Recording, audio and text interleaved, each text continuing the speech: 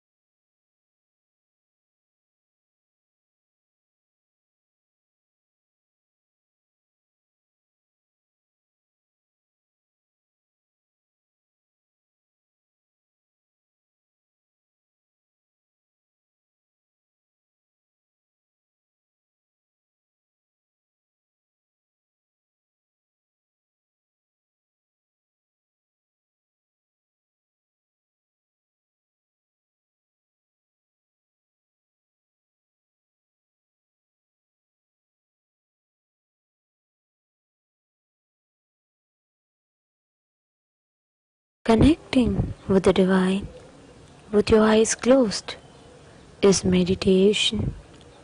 Connecting with the divine with your eyes open is darshan. Come, let us all now move from meditation to darshan. Slowly, very slowly, please open your eyes.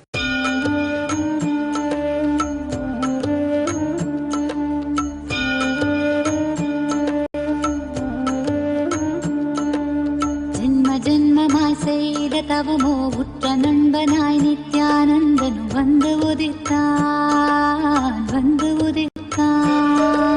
ஜென்ம ஜென்மமாய் செய்த தவமோ உற்ற நண்பனாய் நித்யானந்தனும் வந்து உதித்தான் காக்கும் இறையே நட்டின் உருவாய் வந்த களிப்பால் கட்டு கடங்கா மகிழ்வு கொண்டே மலை போல் வரும் துயர் யாவையும் நொடிப்போதினில் கொடியாக்கிட புயலாய் வருவான் துணையென வருவான் ஜென்ம ஜென்மமாய் செய்த தவமோ உற்ற நண்பனாய் நித்யானந்தன் வந்து உதித்தான்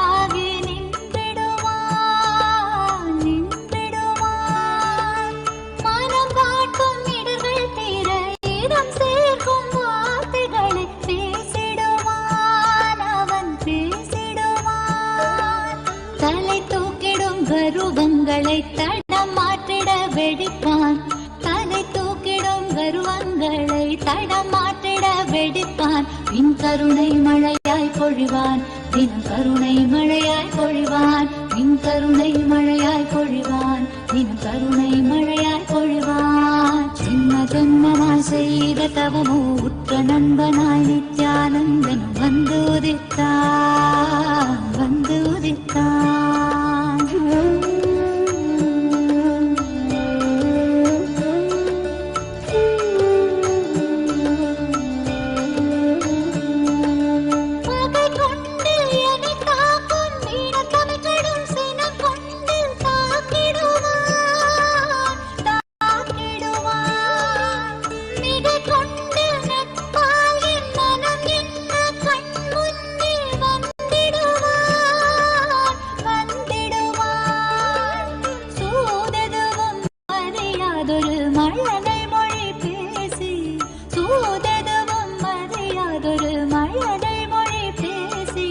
மகிழ்வை தளர்த்திட செய்வான் நித்தின் மகிழ்வை தளர்த்திட செய்வான் இந்த மகிழ்வை தளர்த்திட செய்வான் நித்தின் மகிழ்வை தளர்த்திட செய்வான் ஜென்ம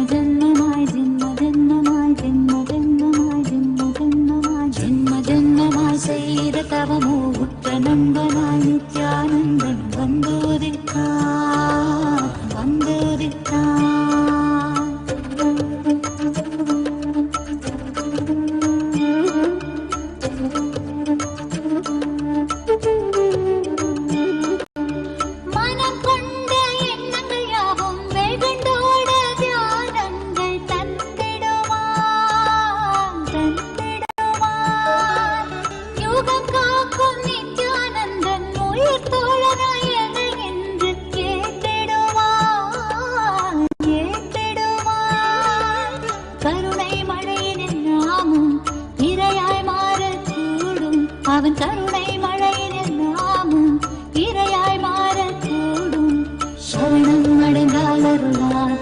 சரணம் அடைந்தால் அருள்வான், சரணம் அடைந்தால் அருள்வான், அவன் சரணம் அடைந்தால் அருள்வான். ஜென்ம ஜென்மமாய் செய்த தவமோ உற்ற நண்பனாய் நித்யானந்தன் வந்து உதித்தான், வந்து உதித்தான். ஜென்ம ஜென்மமாய் செய்த தவமோ உற்ற நண்பனாய் நித்யானந்தன் வந்து உதித்தான், வந்து உதித்தான். காக்கும் இறையே நட்பின் உருவாய் வந்த களிப்பால் கட்டு கடங்கா மகிழ்வு கொண்டே, மகிழ்வு கொண்டே. காக்கும் இறையே நட்பின் உருவாய் வந்த களிப்பால் கட்டு கடங்கா மகிழ்வு கொண்டே, மகிழ்வு கொண்டே. மலை போல் வரும் துயர் யாவையும் நொடி போதினில் பொடியாக்கிட புயலாய் வருவான், துணையென வருவான். ஜென்ம ஜென்மமாய் செய்த தவமோ உற்ற நண்பனாய் நித்யானந்தன் வந்து உதித்தான், வந்து உதித்தான். ஜென்ம ஜென்மமாய் ஜென்ம ஜென்மமாய் ஜென்ம ஜென்மமாய் ஜென்ம ஜென்மமாய் நித்யானந்தா.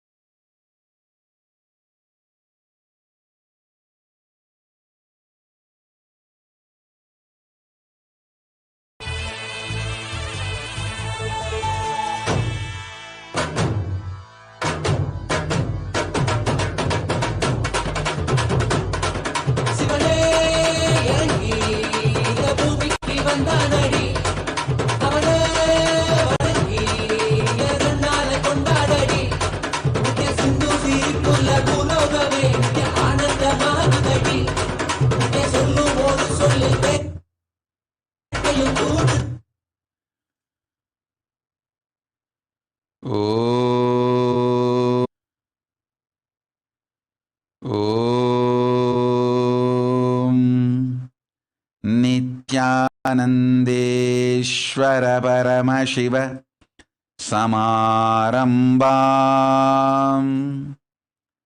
नित्यानन्देश्वरि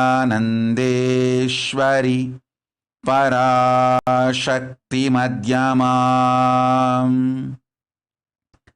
अस्मदाचार्यपर्यन्ताम् वन्दे गुरुपरम्पराम्.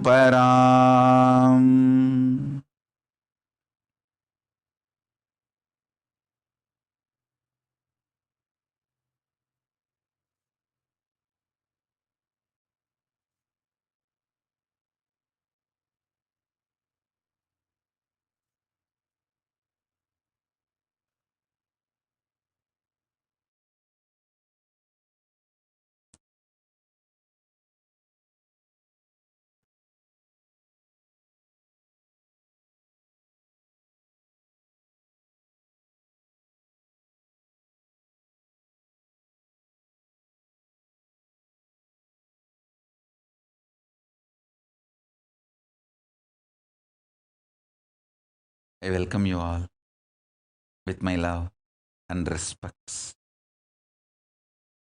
I welcome all the devotees, disciples,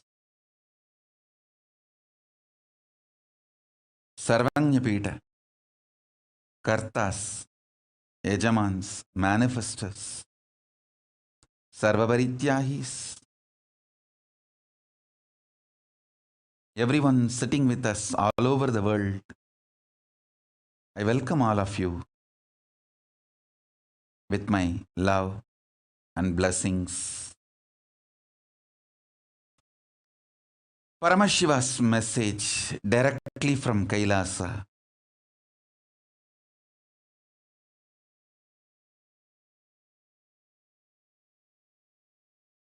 Signs of rejuvenation through collective integrity.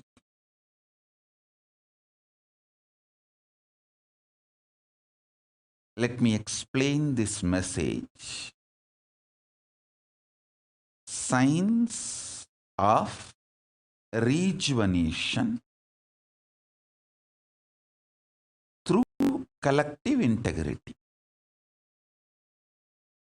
Listen deeply, internalize. Just by listening and internalizing, you will start manifesting. Shravana from the right person makes the truth which is heard manana and nididhyasana. So, right listening from right person makes the truth sink inside you, and the truth manifests as reality in your life. Shravana.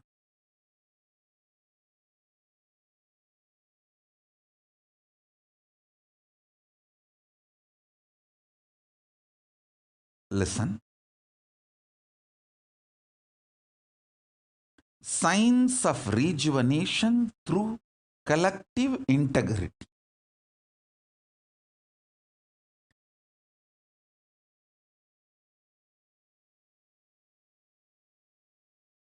I'm going to share some of the Atma Pramana, my experiences, with Shastra Pramana, the Akashic records, the Vedas and Agamas, and Apta Pramana, some of the Puranas. So listen. Last few days of your time, the chronological time of the planet Earth, I was not available for all of you for the regular satsang or for the Devi Akashic reading.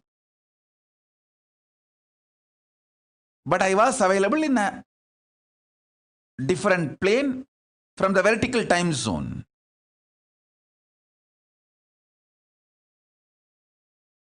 My experiences in that vertical time zone in Kailasa, in that highest Nirvikalpa Samadhi,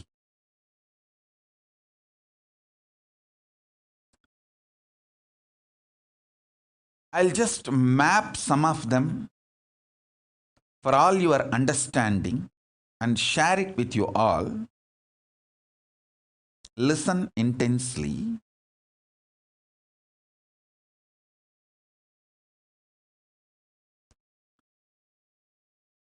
I was seeing clearly the Ahora face of Paramashiva,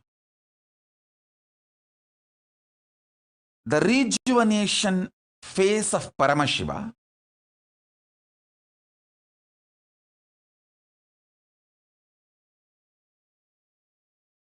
just doing the dance of samhara, rejuvenation.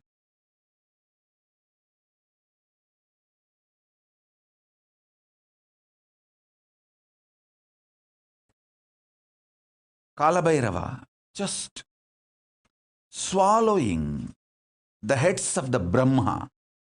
Listen.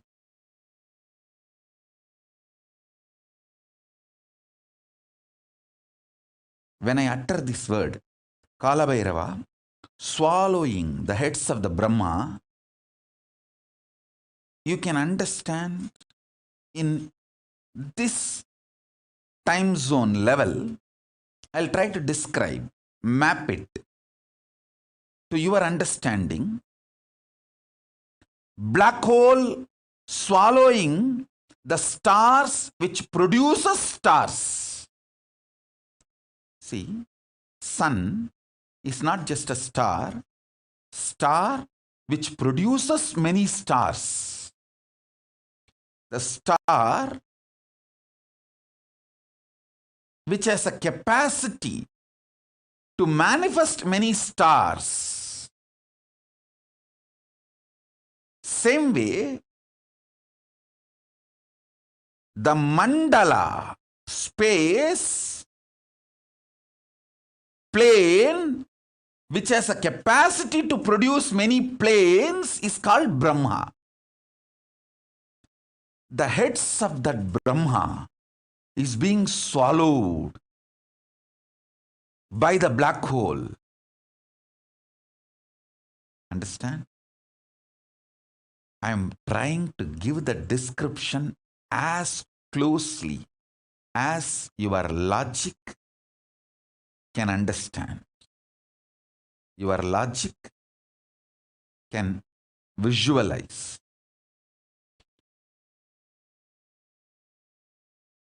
I sincerely request all my disciples to listen to this satsang and hear these words. Even hearing this word, if you just meditate, especially when you before going to sleep, before falling asleep. Now, most of you are ready to retire for the day.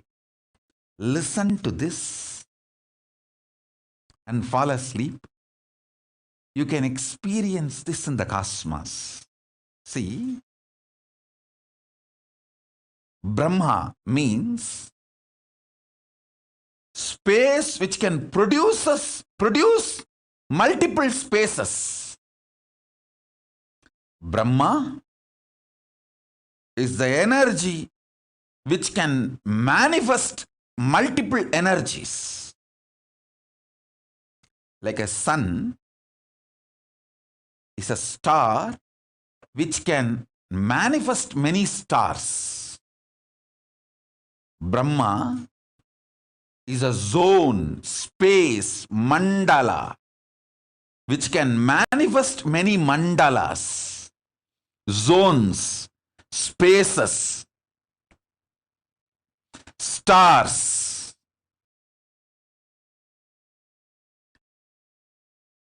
That Brahma, his face is being swallowed by Kalabhairava,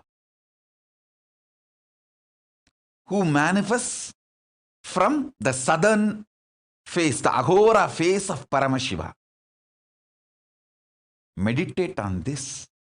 Even trying to think, visualize, meditate will bring blessings of Kalabhairava on you. Listen carefully. Whenever a person tries to think of me, automatically in the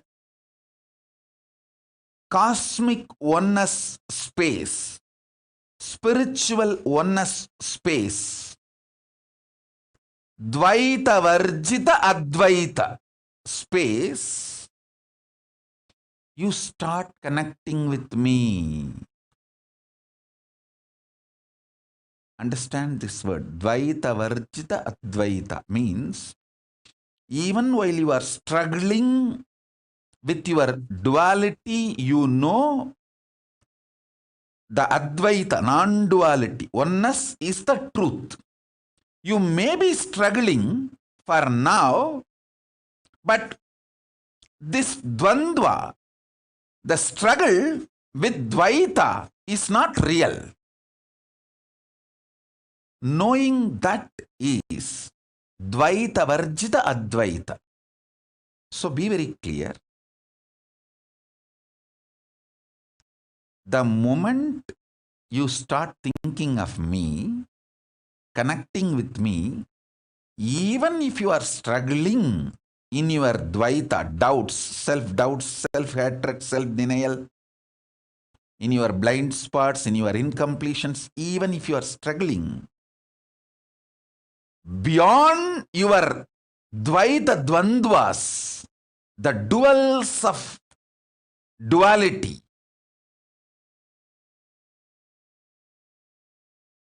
the Advaita between us, the oneness between us gets activated, triggered, manifests. Same way,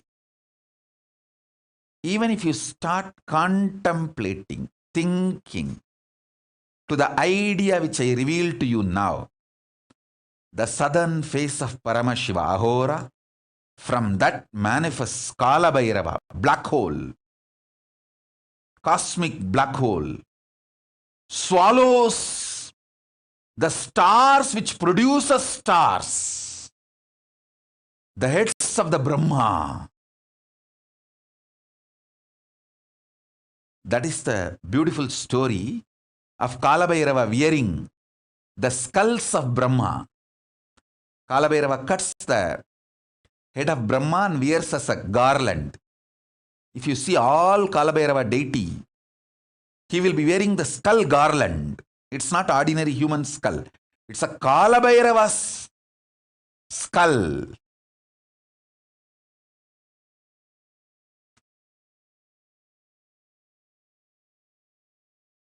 Sorry, Brahma's skulls. Kala Bhairava's skull mala is made of Brahma's heads. It's not ordinary human skull mala. He is wearing Brahma Siras, Brahma Siro Maladari.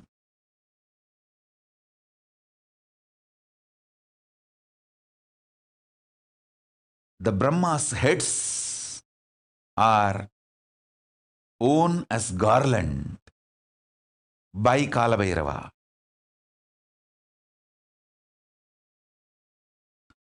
Even if you visualize this, your Kundalini will be awakened. Beyond your self-doubt, self-denial, self-hatred, Kala Bhairava will start manifesting in you.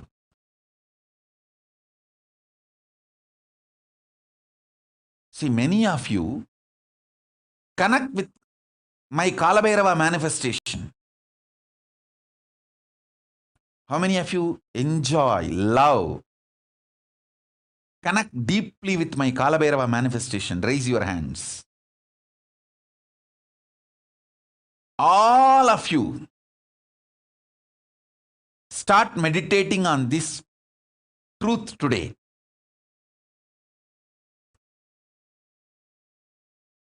And rest. You will not fall asleep. You will fall in samadhi. I bless you all. Kala Bhairava will really bless you, connect with you, help you all to rejuvenate in this pralaya time, in this pandemic time. So listen, I will repeat.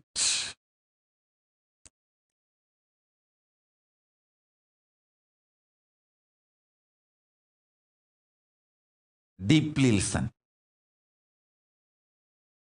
Paramashiva, his 5 phases: creation, sustenance, rejuvenation, putting in delusion, liberation. This 5 phases: Srishti, Sthiti, Samhara, Tirobhava, Anugraha. In this 5 phases,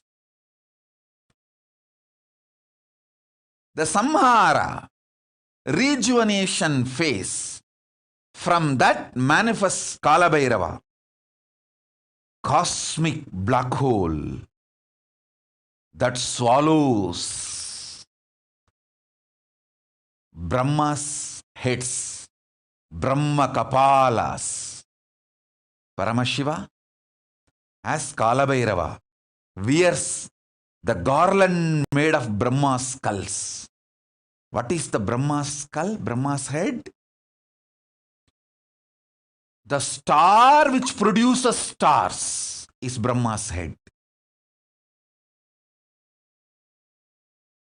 I'll narrate a story.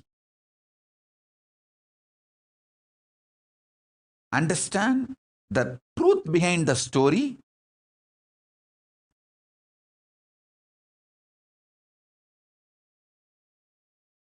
So you can understand the principle I am going to explain. The principle I'm going to explain is science of rejuvenation through collective integrity. You can understand that principle if you understand this story.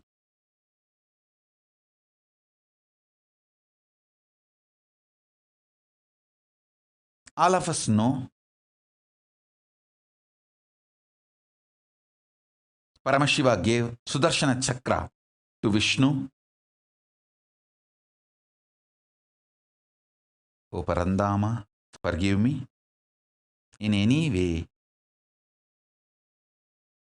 I portray you, create any misunderstanding knowingly or unknowingly. I'm just trying to narrate the story of Kailasa in the human language, which is very inadequate.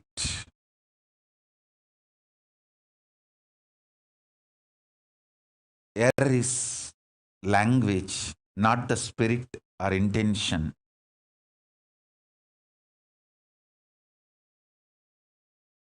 Listen to the story. I'm not showing Parandama, Mahavishnu, in any way lower. But when I am talking in the logic, in the language, which you all understand, it is always the comparison of higher, lower. So when I say Paramashiva gave Sudarshana Chakra to Vishnu, don't think Vishnu is some way lower. He is far more superior than you and me. So be very clear about that. So because of the language I am using, don't think, oh, Vishnu. Oh. I have seen so many Indians strongly think Narada is like a comedian, because all over India, in all language, religious movies, they show Narada as a comedian. Hey, he's a great rishi, guru of Valmiki, who wrote Ramayana. All of you need to know, Valmiki gave the script for Parandama to come and enact as Rama. Don't think Ramayana was written after Rama existed. Valmiki gave the script for Rama to come and enact. That great person, Valmiki, for Valmiki, Narada is Guru.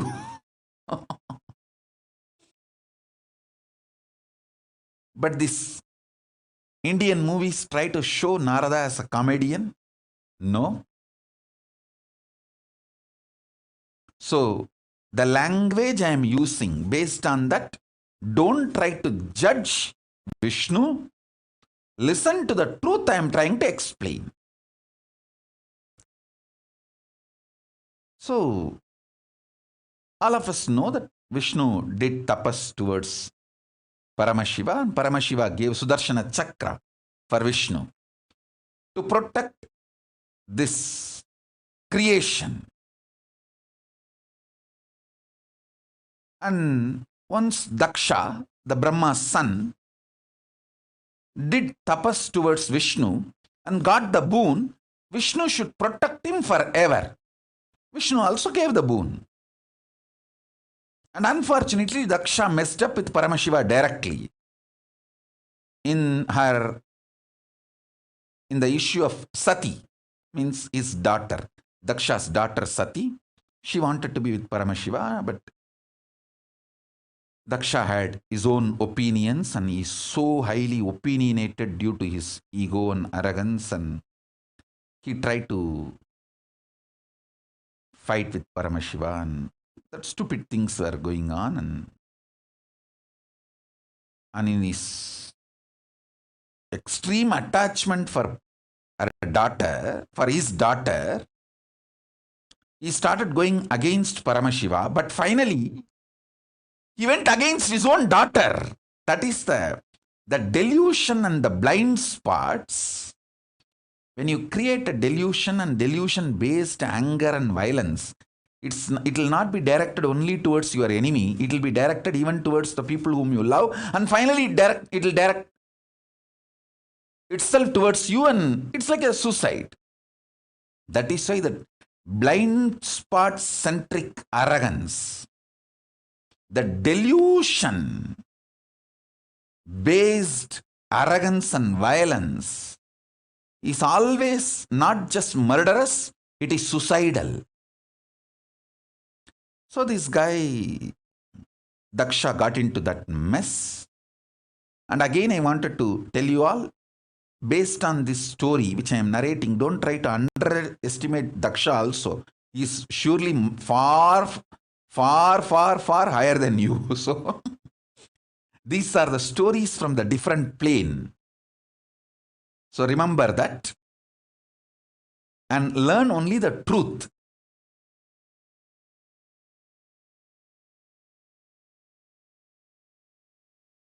Learn the truth that you should not get into the deluded arrogance and deluded violence and deluded vengeance.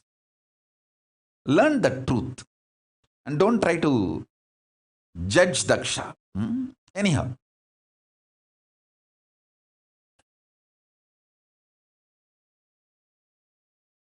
So this Daksha did a yajna,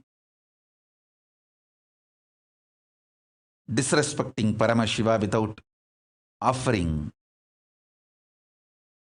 the offerings to Paramashiva. Sati came directly, Parashakti came directly to teach lesson to Daksha, but unfortunately Daksha not only did not listen.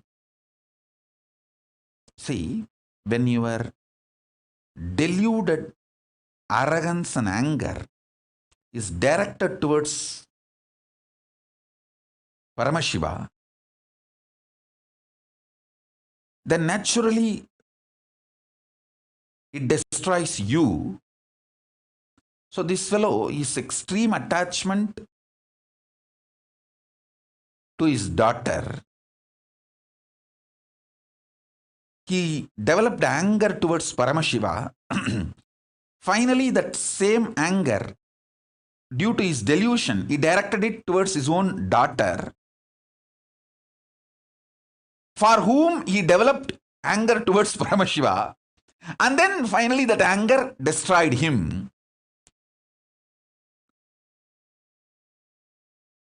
He directed that same anger on Sati, and Sati just gave the body back, the body given by Daksha. She just threw it back, because Daksha prayed to Devi Parashakti and begged for Parashakti to come down as his daughter. But the fool has forgotten. He brought Parashakti herself as his daughter, and he became deluded. Anyhow, you all know the story that she gave up the body Daksha gave and showed her original form of Dasamahavidya, that she is Parashakti. And then Paramashiva manifested as Veerabhadra to come and teach a lesson to this Daksha's arrogance. Vishnu is caught because he gave a commitment to Daksha. He gave a word to Daksha that he will protect Daksha forever. He has to maintain his integrity. So, when Paramashiva came directly to finish the Daksha Yajna in the form of Veerabhadra, and Daksha to teach lesson to the Daksha and Daksha's, to remove Daksha's arrogance,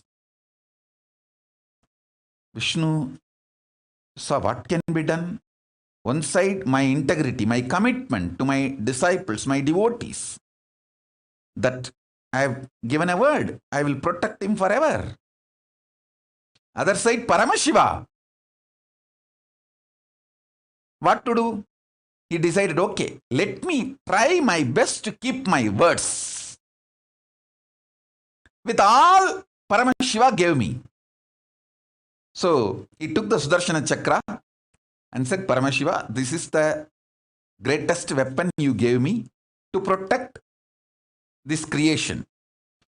And I have given a word to this fellow, Daksha, that I have to protect him. Because I gave a word, I will protect him forever. My maximum capacity to protect is Sudarshana Chakra. Now I am sending this towards you to protect my integrity, to keep my integrity. So he sends the chakra towards Paramashiva. Simply one of that Brahma Kapala, which Paramashiva was wearing, that Kapala just swallowed that Sudarshana Chakra. Like a murku. And if you know the Indian snack murku, how you grab the murku and smash in your mouth. Same way, one of the Brahma Kapala Paramashiva was wearing, it just grabbed that Sudarshana Chakra and bag over and kept it under his teeth. And then Vishnu looked at Daksha and said, see, my maximum capacity is my Sudarshana Chakra. I have sent that. So I have tried everything possible by me to keep my words, to protect you. Now, nothing more can be done, and he returned to Vaikuntha. He went back to Vaikuntha, and of course, you all know the story that Veerabhadra came and cut the head of Daksha to teach lesson and remove his arrogance.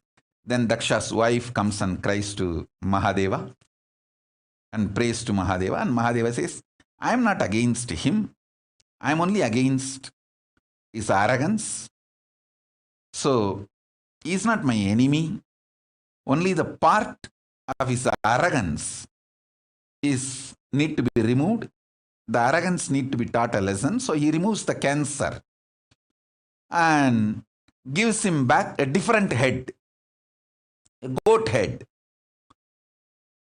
and gives life to Daksha.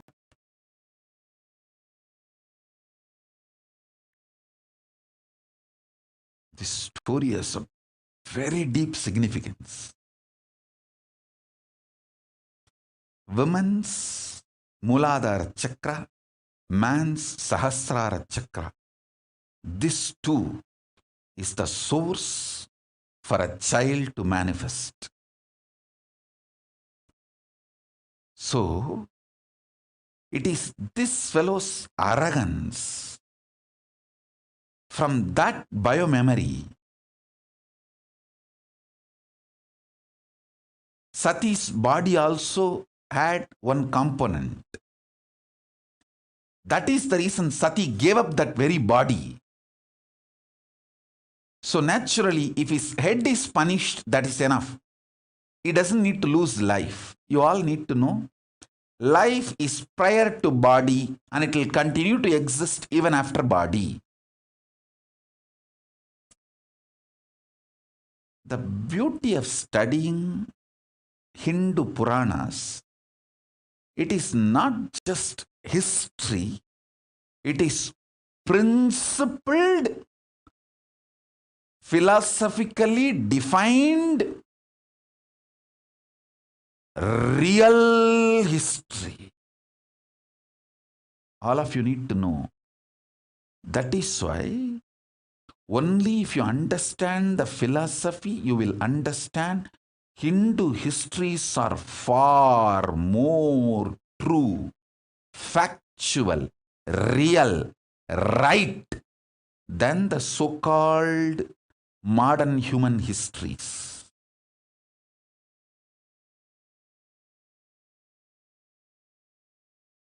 So-called modern human histories.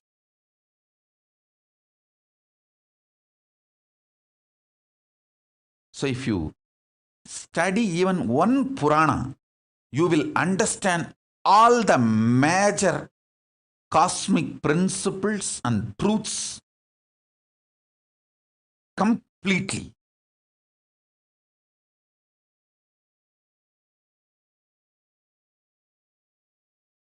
It's a very powerful revelation, very powerful truth.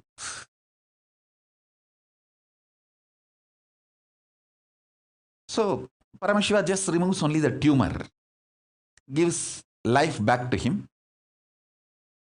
with a goat head, and the story goes. All this is okay. But in this whole drama, Vishnu lost chakra. His Sudarshana chakra. Now, how he will protect the world? He has to protect the world, his devotees. There are so many things need to be done, which is dependent on his Sudarshana chakra. Then he prays to Paramashiva, starts meditating again, doing tapas. Mahadeva, please give that Sudarshana chakra back. I have to maintain this universe. I have to protect this universe as per your order. Because you ordained me to protect this universe. In this, I got into the mess by giving a commitment to Daksha. I never imagined this fool will go against you and create a mess for me also. It is extremely stupid. So Kalabhairava appears and asks Vishnu, come on, tell me, what do you want? Vishnu says, give me that Sudarshana chakra back.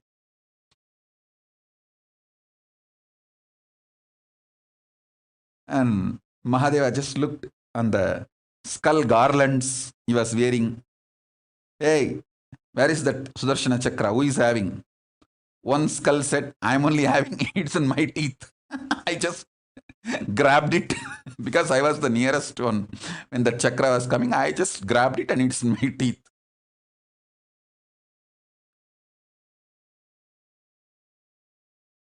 And Mahadeva says, hey, give it back to him. That Brahmakapala said, Mahadeva, I am ready to give now because I always obey your order. Immediately I'll give it back. But I want him to do completion. How dare he sends his Sudarshana chakra towards you? Let him reenact how he did it. Then I'll give it back. See, listen.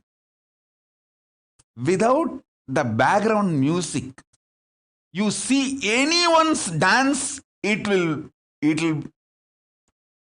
not only it lose the context, you will laugh like anything. Without the background music, if you see anybody's dance, you will laugh like anything because it will look like a joke, comedy. Same way, without the emotion, see, when somebody acted out of anger, without the anger, same emotion, same spontaneity, if that person acts out the same thing, it will look like a comedy. Completion is all about making all your past lose its importance or its power over you. So now, Vishnu does the same act. How he spontaneously sent his Sudarshana chakra without the same emotion. Then this Brahmakapala, he laughs loudly. In that loud laughter, that Sudarshana chakra comes out and falls on the ground. And Vishnu touches Mahadeva's feet. From the Mahadeva's feet, he receives the Sudarshana chakra. O Parandama, forgive me. Anyway, I portrayed you in a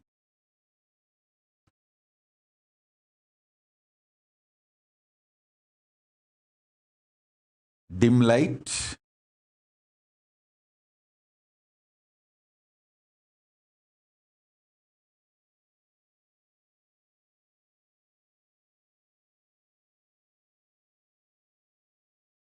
all of you listen. Once again, I want to repeat, don't ever underestimate Parandama Mahavishnu listening to this story.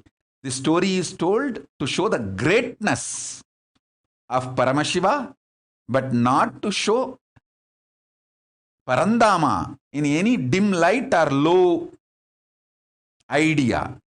So be very clear. Understand the principle.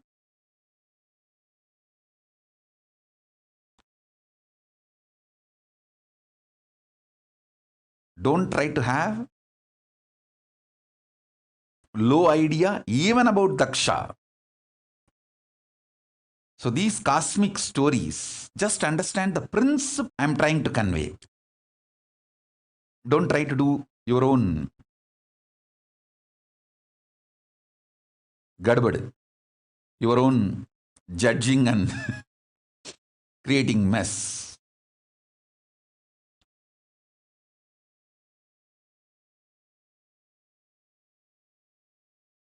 In Sati's whole existence, the deep devotion of mother, but the arrogance of the father, both got into her system. The muscle memory of the deep devotion of mother made her fall in love with Paramashiva, but the arrogance strain came from father's biomemory. That made even Sati disobey Mahadeva and come from Kailasa to Mayapuri. Mayapuri is the present day Haridwar,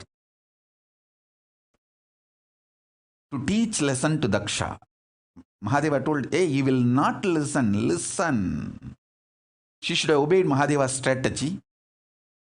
But the strain of Daksha, because of Daksha's own biomemory, she thought she can teach a lesson to Daksha. She taught a lesson in a different way, but anyhow, understand the story, whatever has happened. And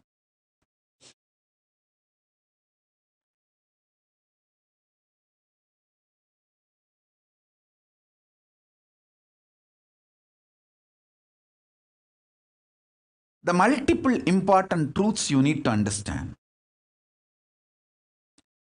Even if the black hole swallows, the thing swallowed by it continue to exist in a different plane. For example, if the Brahma set is cut off, it is supposed to be dead. That's why the world calls it as a skull. But that skull is not dead. It is so powerful even to swallow the Vishnu Chakra, Sudarshana Chakra, like a muruk snack. So listen carefully.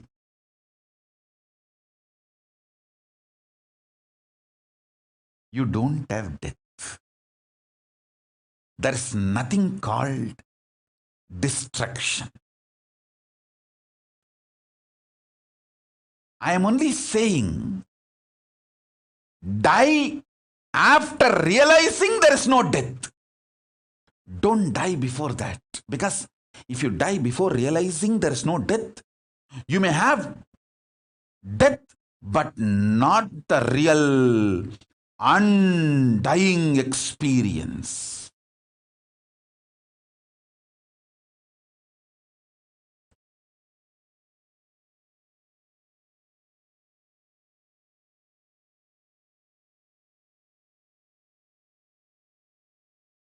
Listen carefully. Even if you die by being with Guru, he will show you the undying component of you when your body stops functioning. Even your death will be liberation. If you die without Guru, you may have death, but not the liberation or realization of undying during the death. You will be just born again and again.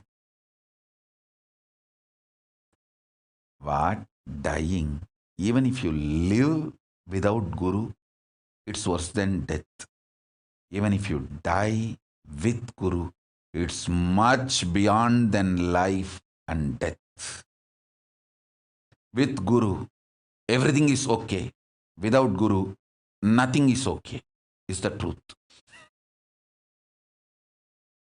Brahma Kapala, Brahma's head, even if it is cut by Kalabhairava and decides to be with Kalabhairava, it doesn't die. Because after the Brahma's head was removed, Brahma realized his arrogance and surrendered to Mahadeva. That is why the Brahma Kapalas don't die.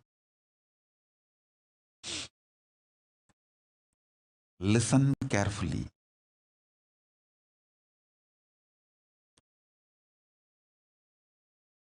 With Guru, life, death, everything is great. Without Guru, life, death, nothing is right. Whoever decides life or death, it is only with Guru, lives enlightened and lives to the vertical zone to be immortal forever. There is no death. Without Guru, even when you have your so-called life, it's extreme torture and destruction, suffering.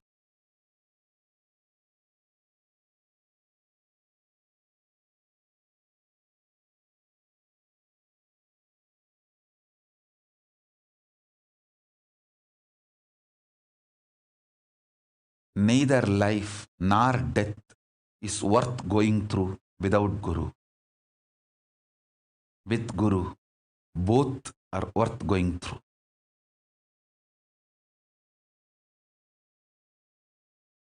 Multi-layer truths.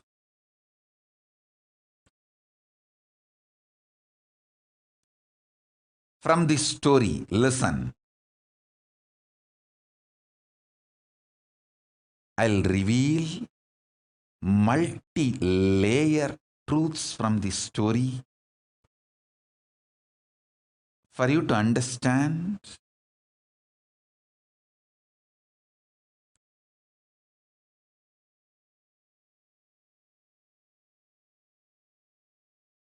how to go through this rejuvenation process, especially during this pralaya, how the collective integrity will be useful.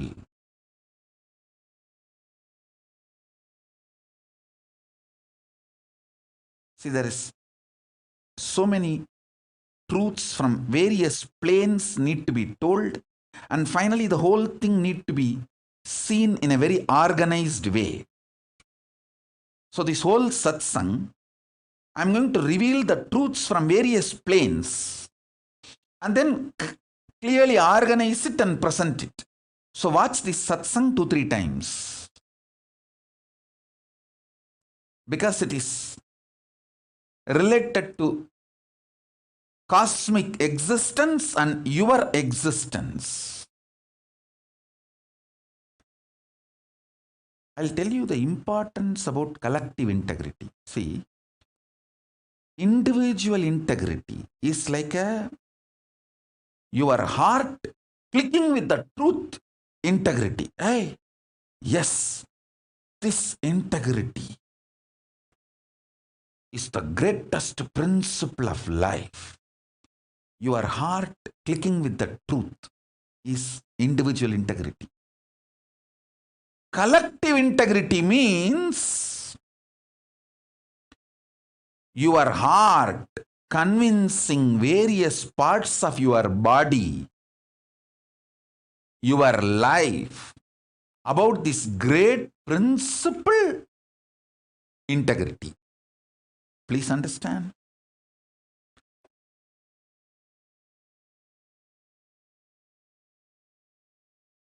Listen carefully.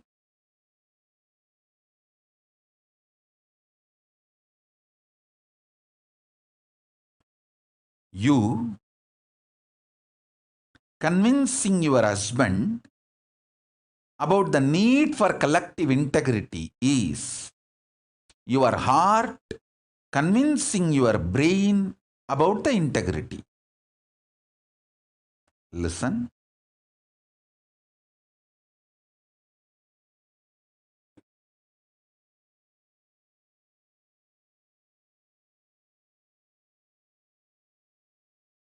I have seen so many amazing people with individual integrity.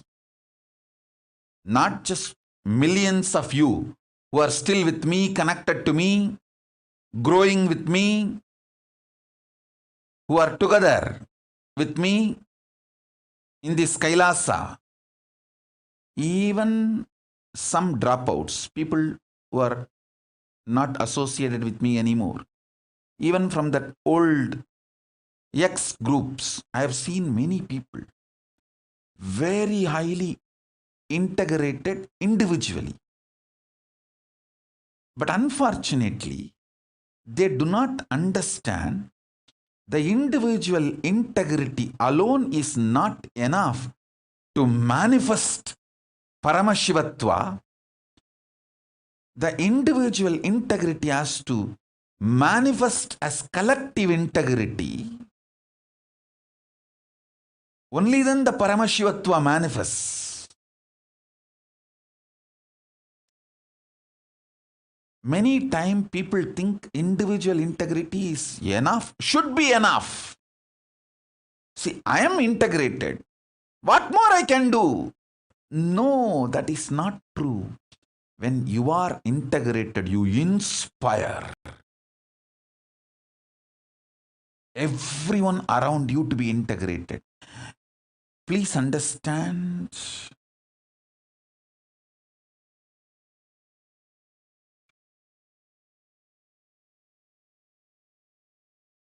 You inspiring your organs, which is part of your body, organs, which is part of your life. Both are one and the same. Sometimes you may inspire, you may be even integrated to your Nirahara Samyama in your heart. Your heart may be integrated to your Nirahara Samyama. About the Nirahara Samyama.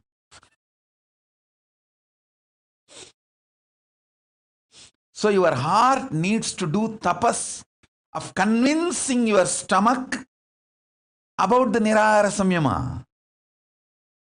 Same way, when you are evolving in individual integrity, you need to do tapas to manifest collective integrity in everyone around your life. That is the way life manifests. Because the life manifests not just in you, even the people around you, at least your teamily. Seekers, many sincere seekers, due to their delusion, think, I am integrated. How can I be responsible for others' mess? Hey, listen. Whether you are accountable or not, there is a difference.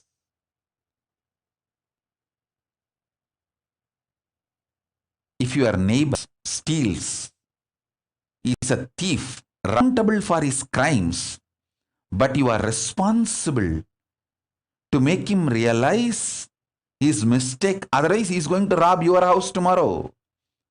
If he has robbed everywhere and he doesn't have any house to go, he is going to look into your house. So be very clear.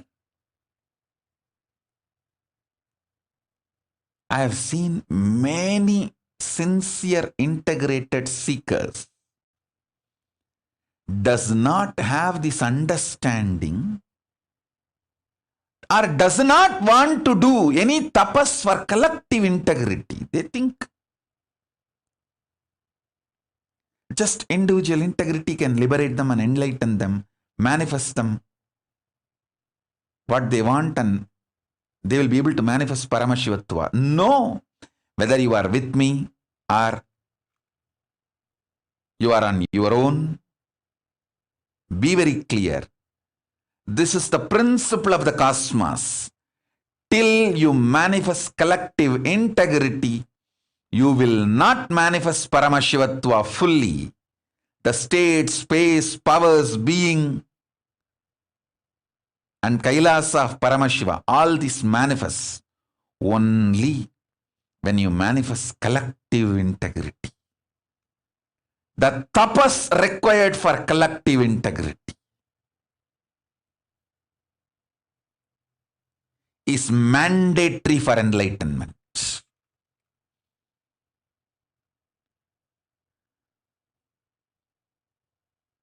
Your heart, which is convinced about integrity,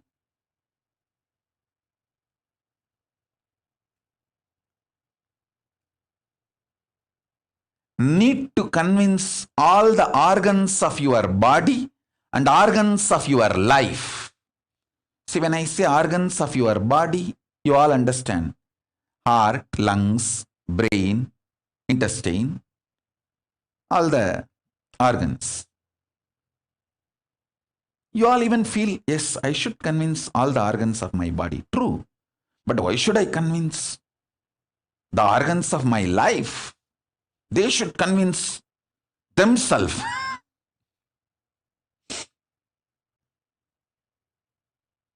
Actually, convincing all your organs and convincing the organs of your life is one and the same. All of you listen. If you are not able to convince your husband, some parts of your brain is still not convinced about it. If you are not able to convince your wife, some parts of your emotions are still not convinced about it. So each organ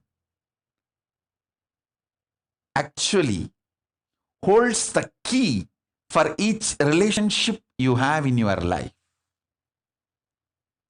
Convincing the organs of your body, convincing the organs of your life is one and the same. That is why I insist on collective integrity. I insist on collective integrity. Do tapas, internalize. There is no manual. I can only give the basic truths. If you want manual, exactly what to do, ask Devi. She will exactly map it and give you the exact instruction. Once Devi gives instruction, do it sincerely, without questioning. Then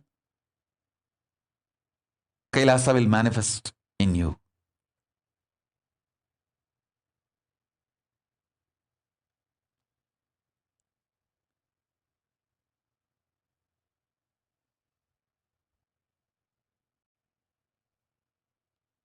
I have always seen people who don't want to work for collective integrity lose even their own individual integrity in course of time. In course of time, even to keep their individual integrity, they lose intention, energy, inspiration, and collapse.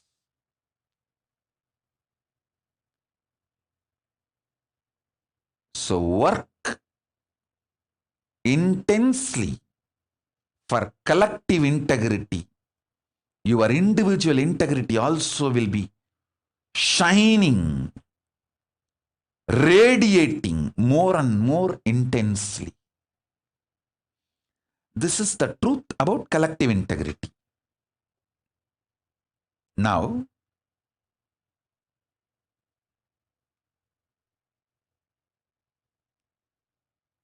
let me tell you the truths from the story which I was describing, how the Vishnu lost it and how he got it back.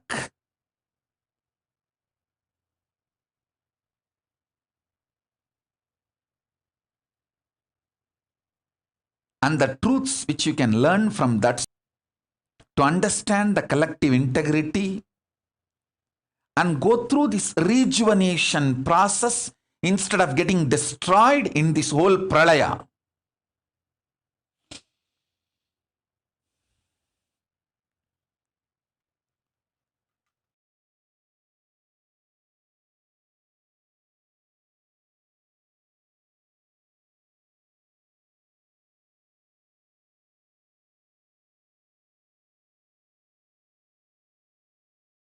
This of Brahma's skulls for him. Understand, that is the most beautiful dhyana sloka in English for Mahakala Bhairava. If you have some photos released by NASA, how the black holes swallow the big bangs, just see exactly that indescribable way Mahakala Bhairava with the Brahma Kapala Malas, the skull garland of Brahma Kapalas, the multiple big bangs swallowed by the large black hole. But the big bangs are not dead. They are all there as garland, alive and more powerful, even to swallow Vishnu's chakra, Sudarshana chakra. See, Brahma is son of Vishnu. The son's head, because it is owned by Paramashiva, is capable of even swallowing the father's weapon like a snack and keep it inside his teeth.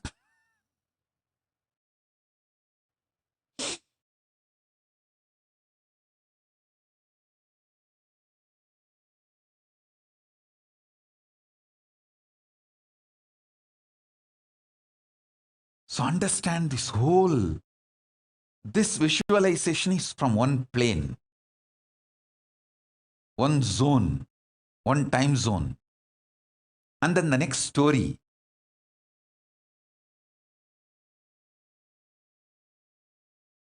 Brahma Kapala eating the Vishnu Sudarshana.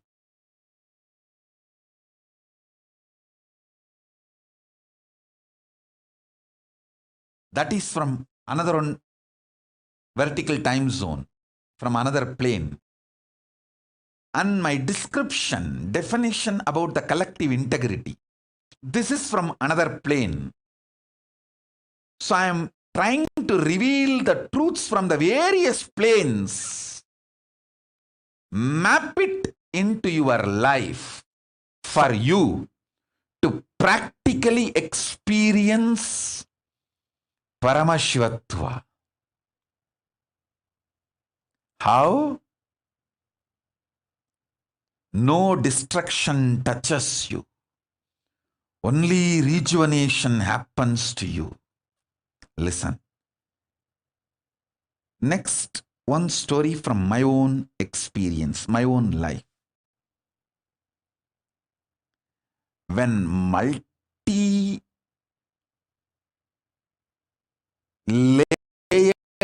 attacks from multiple gangs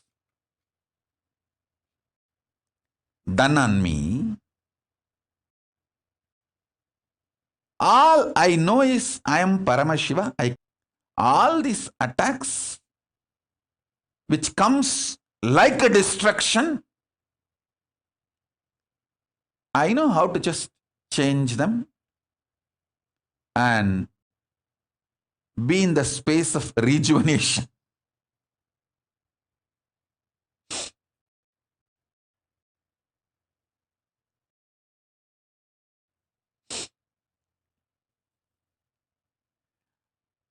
Various gangs attacked due to their vested interests.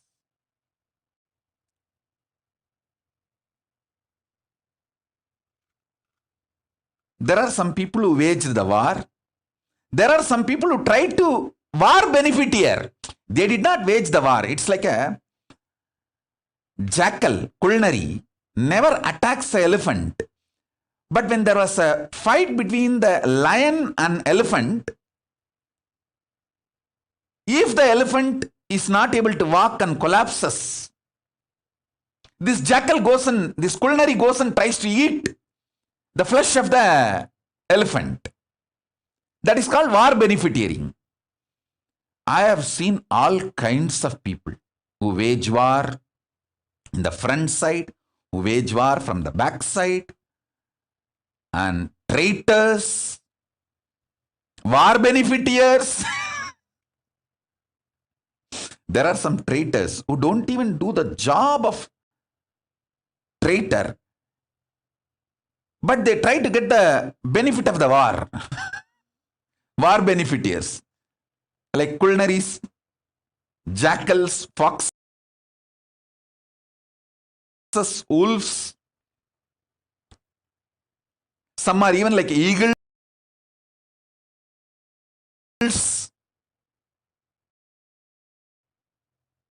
I have seen all kinds of things.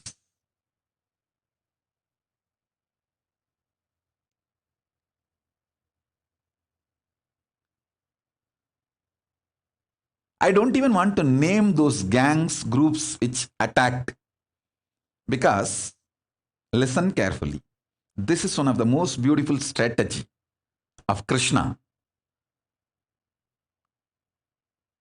He doesn't name his enemies. Why you know?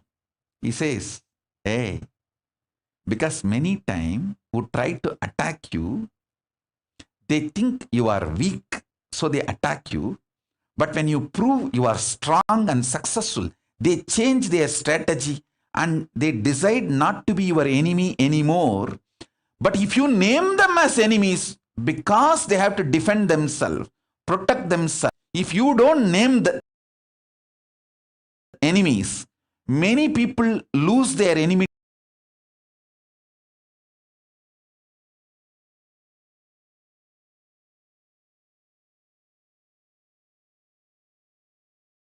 and carry on with their life, and they are no more in your enemy list.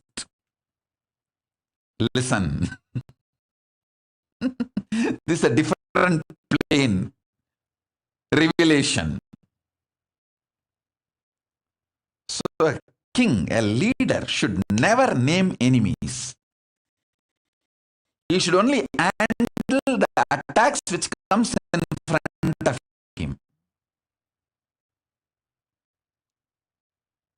So almost 99% of the people drop their enmity and carry on with their work if they know that enemy is too strong with whom they are trying to fight. Everyone tries to attack only the weak people. But when they see, wow, he's too big, nothing can be done, come on, go. A good leader never names enemies. He forgives, does not forget, and never names.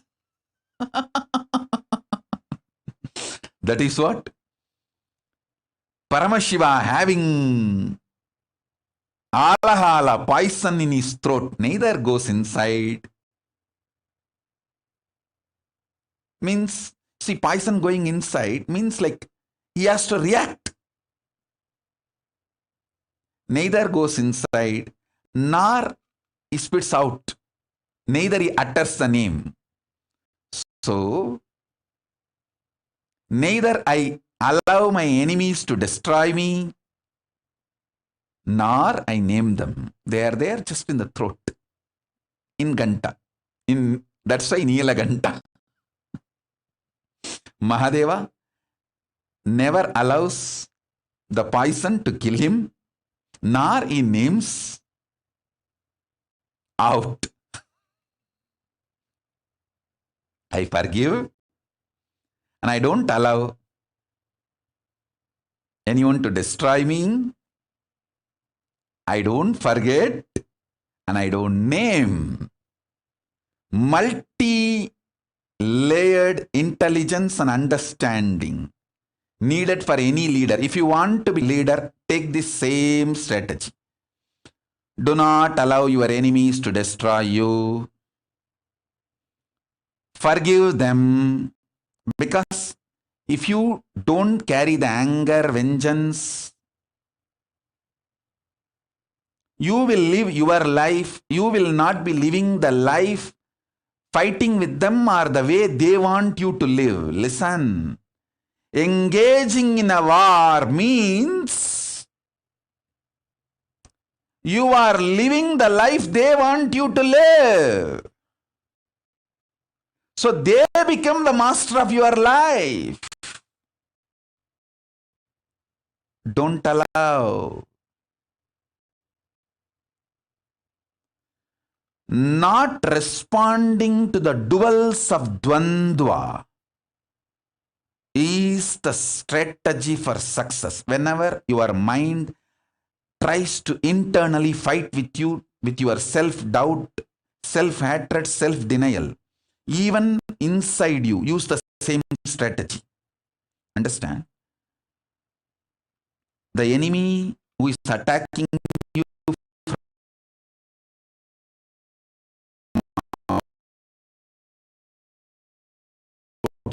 outside, and the enemy who is sitting inside you and attacking you, your self-doubt, self-hatred, self-denial, both are one and the same.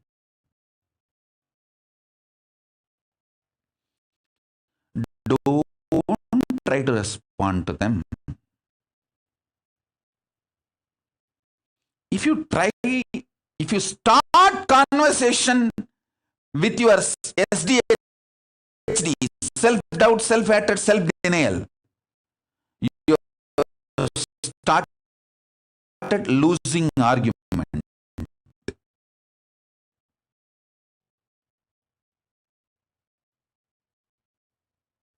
You have started losing war.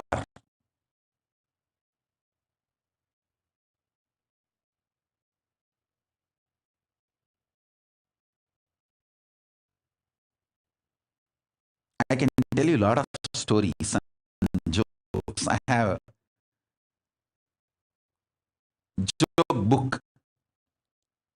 As the book is, and I think I can open any page and read out the joke and tell you the truth.